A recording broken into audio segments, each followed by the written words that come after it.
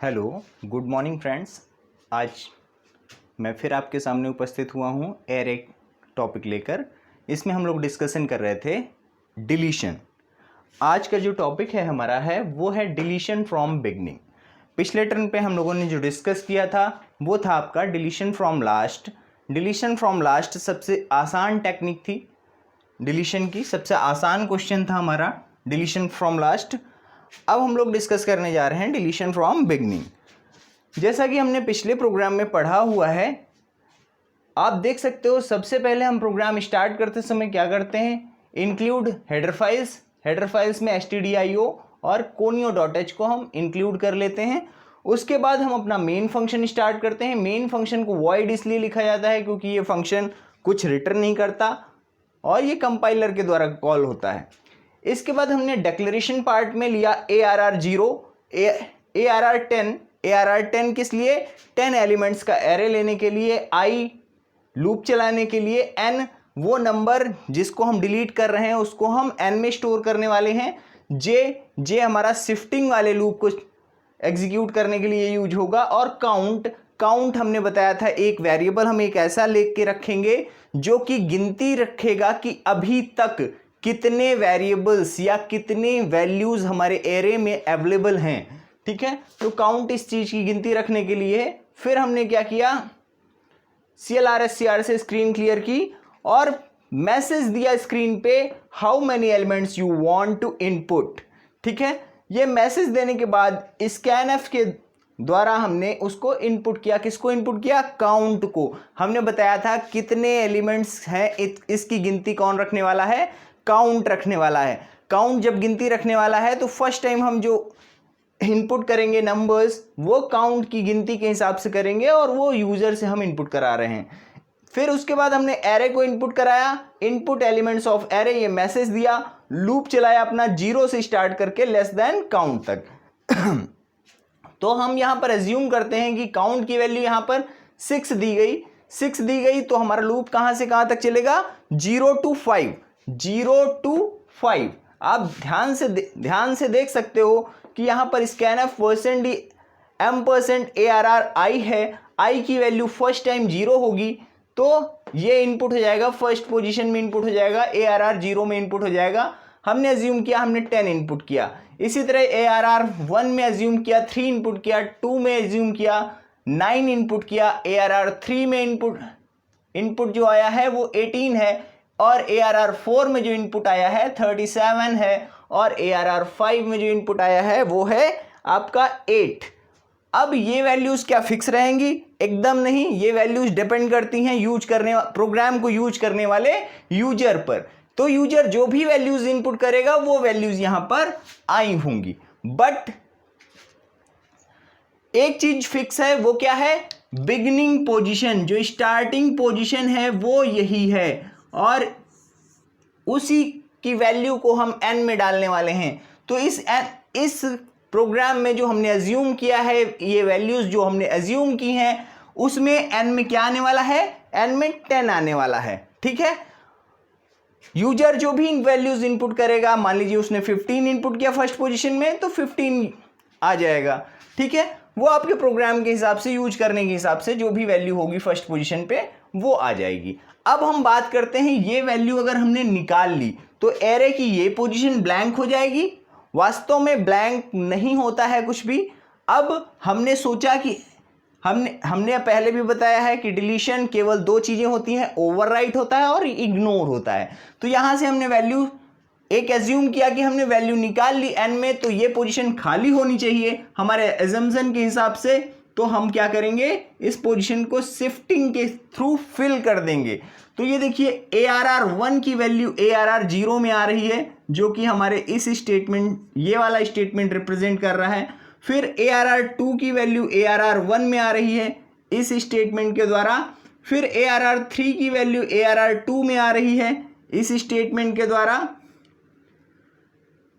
इसके बाद हमारा ARR 4 की वैल्यू ARR 3 में आ रही है।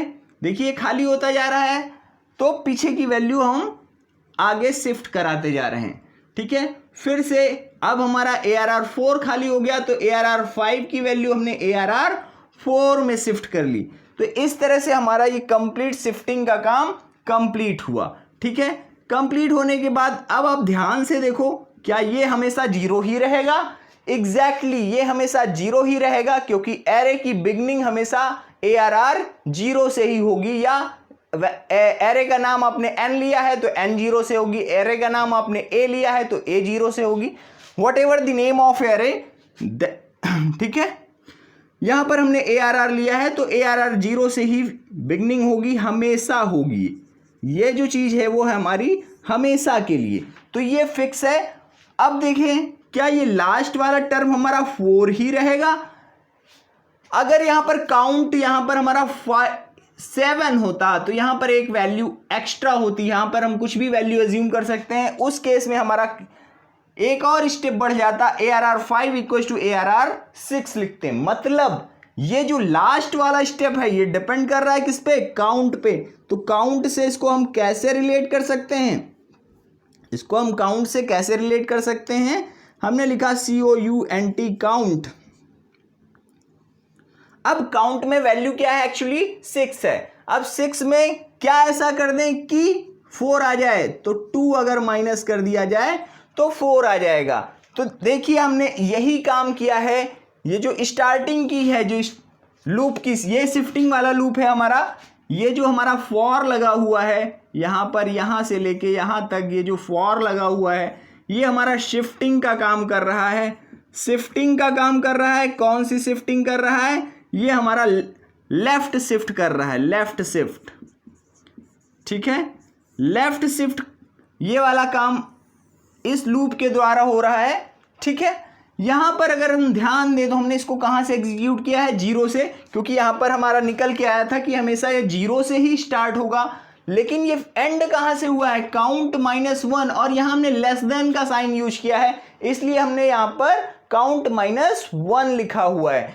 अगर हम इसको, अब यहां पर तो हमने काउंट -2 लिखा था, तो ये कंडीशन है हमारी इक्वल के लिए। जब हम यहां पर अगर इक्वल साइन यूज करते हैं तो हम यहां पर काउंट -2 एग्जैक्टली लिख सकते हैं।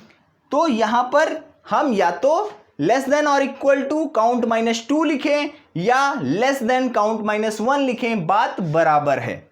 ठीक है, इसके बाद तो ये क्या हो गया हमारा? ये लेफ्ट शिफ्ट हो गया। लेफ्ट शिफ्ट करने के बाद हमारा एलिमेंट जो है वो डिलीट हो चुका है। हमने मैसेज दिया deleted element equal to %d, n, तो इस केस में 10 डिस्प्ले हो चुका होगा। बट एक और केस हमें एज्यूम करके चलना पड़ता है कि हो सकता है कि एरे में एलिमेंट हो ही ना। मतलब जब how many elements you want to input दिया पूछा गया तो यूजर ने इनपुट कर दिया 0। उस केस में क्या होगा? उस केस में कोई एलिमेंट इनपुट नहीं होगा। उस केस में काउंट हमारा 0 से ग्रेटर नहीं होगा। 0 से ग्रेटर नहीं होगा तो हमारा मैसेज क्या आ जाएगा? Underflow deletion not possible. मतलब एरे में एलिमेंट नहीं है, इसलिए डिलीशन नहीं कर सकते हैं। ठीक है, इसी के साथ क्लोज हो जाएगा। और कोई भी कंडीशन हो, एरे का एलिमेंट डिलीट हुआ हो या ना हुआ हो, जैसा भी एरे अवेलेबल है, हमने एक मैसेज दिया नाउ योर एरे इज, और उसको डिस्प्ले कर दिया। यहां पर हमने कहां से कहां तक डिस्प्ले किया है? I 0 से स्टार्ट करके लेस देन काउंट तक डिस्प्ले किया है, जैसा कि हम पिछले प्रोग्राम्स में करते आ रहे हैं। ठीक है, तो डिलीशन हमने किससे किया? हमने इन 2 स्टेटमेंट की हेल्प से डिलीशन किया है। यहां पर हमने 2 काम किए हैं।